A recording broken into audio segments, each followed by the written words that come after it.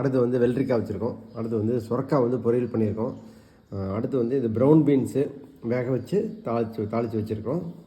அடுத்து வந்து இது வந்து கடல் பாசி. இப்போ வெயில் ஆரம்பிச்சிருச்சு. கடல் பாசி வந்து குளிர்ச்சி ப்ளஸ் நரம்பு பிரச்சனைகள்லாம் ரொம்ப நல்லது. அதனால் இது கிடச்சுன்னா வாங்கி சாப்பிடுங்க. அடுத்து வந்து இது வந்து தோசை வந்து கோதுமை தோசை. கோதுமை தோசை சட்னி இது பீக்கங்காய் தோல் நேற்று பீக்கங்காய் பொரியல் பண்ணியிருந்தோம். அதோட தோல் எடுத்து வச்சுருந்து அதை சட்னியாக பண்ணியிருக்கேன். ப்ளஸ் தேங்காய் கொஞ்சம் போட்டிருக்கோம். நேற்று வந்து 2-3 நாளாக தைராய்டை பற்றி பேசிகிட்டு இருந்தோம். ஒருத்தவங்க கேட்டிருந்தாங்க தைராய்டுக்கு வந்து என்னென்ன ஆசனம் பண்ணலாம் நல்லது அப்படின்னு கேட்டிருந்தாங்க. தைராய்டுக்கு ஆக்சுவலாக நிறைய ஆசனங்கள் பண்ணலாம். நான் ஒரு 4 ஆசனம் மட்டும் சொல்கிறேன் உங்களுக்கு. அது உங்களுக்கு தெரிஞ்சதுன்னா நீங்கள் பண்ணுங்கள். சரியான பயிற்சியாளர் வச்சுட்டு பண்ணுங்கள். வந்து உஷ்ட்ராசனம் ஒன்று பண்ணலாம், மச்சாசனம் பண்ணலாம், சேதுபந்தாசனம் பண்ணலாம், அப்புறம் சர்வாங்காசனம் பண்ணலாம், ஹலாசனம் பண்ணலாம். ஸோ இப்போ 5 ஆசனம் சொல்லியிருக்கேன்.